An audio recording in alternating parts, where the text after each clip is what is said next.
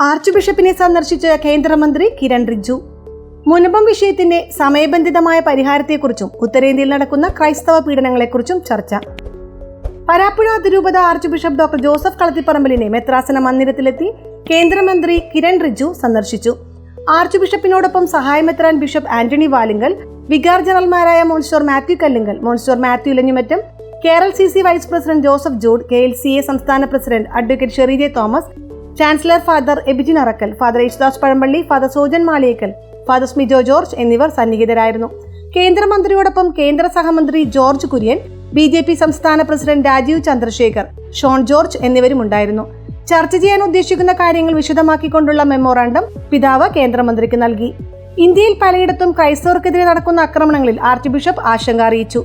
വഖഫ് നിയമ ഭേദഗതി നടപ്പിലായ സാഹചര്യത്തിൽ മുനമ്പം വിഷയത്തിൽ സമയബന്ധിതമായ ശാശ്വത പരിഹാരം ഉണ്ടാകണമെന്ന് പിതാവ് കേന്ദ്രമന്ത്രിയോട് പറഞ്ഞു.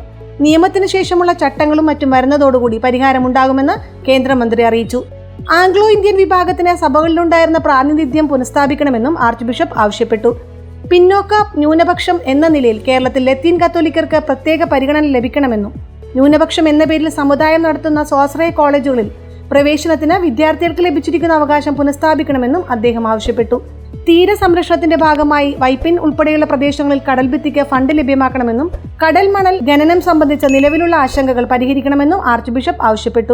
ക്രൈസ്തവ സഭയുടെ ആവശ്യങ്ങൾ അനുഭാവപൂർവ്വം പരിഗണിക്കണമെന്നാണ് ഈ സർക്കാരിന്റെ നിലപാട് എന്ന് കേന്ദ്രമന്ത്രി മറുപടി പറഞ്ഞു. നിയമ ഭേദഗതി നടപ്പിലായതിനാൽ മുനമ്പം വിഷയങ്ങൾ പോലുള്ള സംഭവങ്ങൾ ഇനി ആവർത്തിക്കില്ല എന്നും കേന്ദ്രമന്ത്രി കിരൺ റിജ്ജു പറഞ്ഞു.